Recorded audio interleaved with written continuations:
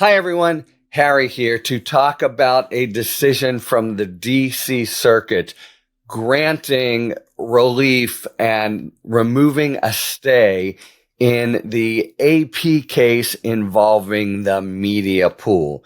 So remember, this is, for starters, it is a case of flagrant viewpoint discrimination. Nobody denies it. And that's typically the death knell for any First Amendment claim.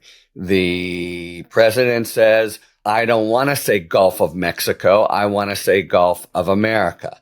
The Associated Press, which is a consortium of different press organizations, and among other things, is considered particularly authoritative in its style book and therefore its prescriptions about different usage, had said, no, this has historically been called the Gulf of Mexico. We're going to stay with the Gulf of Mexico. And in a classic Trump thin-skinned way, he said, okay, you can't be in the press pool anymore. All right. The press pool, or for purposes of what we're talking about here, is a small number of press organizations that are permitted access to really the sort of most inner sanctums of presidential work, such as the Oval Office. It's a rotation system, but it's always been administered by the professional organization of broadcasters, the White House correspondents. And they've gotten together 60 years more and said, okay, here is who can participate. Here, you go Tuesday, you go Wednesday, and the like. And so it's a really sort of inner kind of elite core of folks who are able to be present for really when important business is being done. Now, in practice, and this sort of is part of what the dispute is about, they basically go in and are present and observe, although they report from there. They right away send out the what's going on, and they are the sort of first wave of observers and journalists for some really important stuff. But the basic role is, as opposed to a press conference, they're permitted to show up. Okay. Very classic Trump move. He says, I know that the broadcasters have been choosing it before. I'm going to choose it now. And guess who is out? AP. And why are you out? Because you won't say Gulf of America. There's no doubt about that part. Some of these power moves on that Trump undertakes are camouflaged in some way. This is flat out a peak and reprisal. If you won't say Gulf of America, you can't be here. So it's really an effort to essentially control what is orthodox in how you will label a map. Not something you think of as the president's having authority to do. Okay, to cut to the chase, a 2-to-1 panel of the DC Circuit has ruled that basically this can happen, and the president can tell AP, you can't come because you won't say Gulf of America. It seems sort of head spinning. The 2-to-1 opinion is with the two most conservative members of the DC Circuit, which is, remember, considered the court that's kind of second in the country, or first among equals of the 13 courts of appeals. It sits in Washington, and it's Merrick Garland was the chief judge. It's the sort of intellectual powerhouse. And there are two judges on that court who are distinctly more inclined to rule for the administration, Republicans. That's Judge, and one of whom came from Republican political administration. So that's Greg Katsas and Noemi Rao. Rao writes the opinion here, and her basic finding is that even though we chose and we excluded AP because of viewpoint, it's okay because this grouping, the innermost press pool, is not a public forum or a non-public forum. And what that means, it's a little bit of an arcane First Amendment doctrine, but what we're saying is people are chosen at the president. Traditionally, the way it works, this is just the president letting some, people in to sort of observe, as opposed to opening up things to press in general, in which case you couldn't discriminate based on viewpoint. I think the best way to think about this, the sort of analogy that Judge Rao was going for, is the president decides to have an interview tomorrow. And as Rao says, he can have an interview with Fox News. It doesn't mean that Rachel Maddow, she calls her out by name, is entitled to attend. So there are certain functions where the government is communicating and they want their message out to the people that they want to give it to. And so they get to discriminate forthrightly, including on the basis of viewpoint. And translated into the doctrine I was talking about, they do the two, Katsas and Rao, that it's certainly not a public forum where anyone can go, and it's not even a non-public forum being the important concept there, meaning a space created for communication, exchange of ideas. So then everybody should participate equally.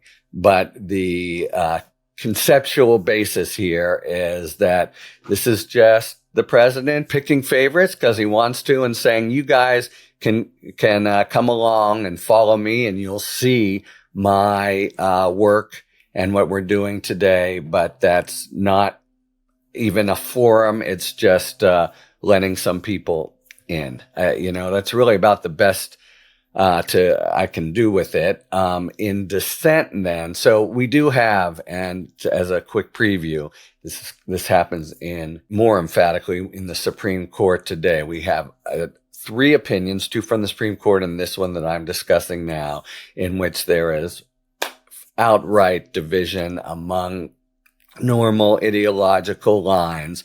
And it's also, to make things kind of more tricky, they are all about preliminary relief. So it's not a final ruling here in the DC Circuit that it's not viewpoint discrimination, but it's pretty close, because they basically say, and as the first consideration you consider when you grant preliminary relief, who's likely to succeed on the merits. So the dispute here between the 2 Trump appointees and the Obama appointee, Nina Pillard, is really about who's likely to succeed. So you go to Nina Pillard, and her opinion starts, look, for 60 years, they've been doing this way. It would be one thing if the president could just eliminate this press pool altogether. That came up in oral argument. You can't normally eliminate a public forum, but he could say, okay, no more. Nobody gets to come in when I'm around. But he hasn't done that. He's continued the tradition of having this very small coterie, which has always been chosen by the broadcasters organization. And as long as it's there, you cannot, it is a non-public forum. It's a forum for communication between broadcasters and readers, and you can't just exclude people based on viewpoint. So in some ways, it's a very clean case, in that both sides say exactly what's going on. And so, Pillard goes on at length along the lines that the AP went on at length, saying, if you're going to have this system where 6 people can come in, 8 people, 10 people can come in, you can't exclude based on viewpoint. A little bit of a complicating factor since this suit began is the administration has continued to exclude certain people, invite certain people, do a kind of rotation system, including at times the AP, and definitely including what we would have considered, probably still do consider in terms of readership, fringe, but very conservative, very pro-Trump outlets.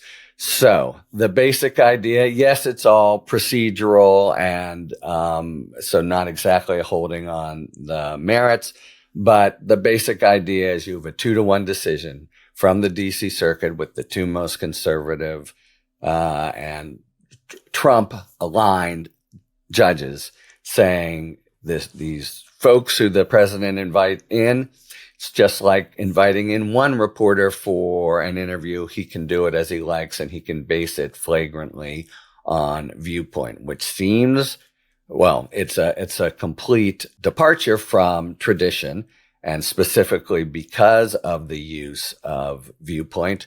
And it seems like pretty rank in terms of, government this is the most intimate access to the inner workings of the Oval Office, and that in order to get your admission ticket, you have to actually genuflect and agree about certain viewpoints, the ones that the administration have.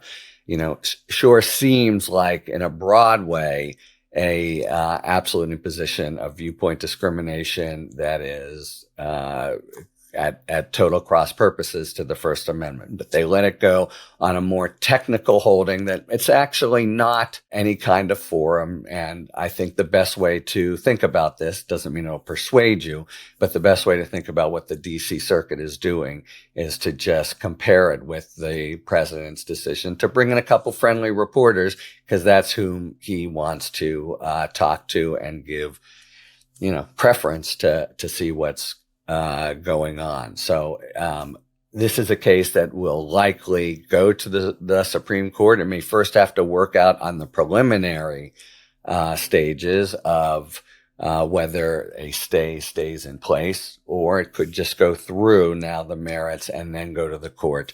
But it is a pretty significant victory for the Trump administration and for Trump's style of governing, habit of governing, his tendency to try to dominate by forcing his views on others, and if they don't take it, exerting some kind of penalty. That has been, in what looks like a pretty crass way, upheld here on the theory that it's really just a few people being invited in to check things out, and he can do that based on whatever criteria of ideas he wants to employ. Talk to you later. Thanks for tuning in. If you enjoyed this video and other Talking Feds content, please take a second to like and subscribe. Talk to you later.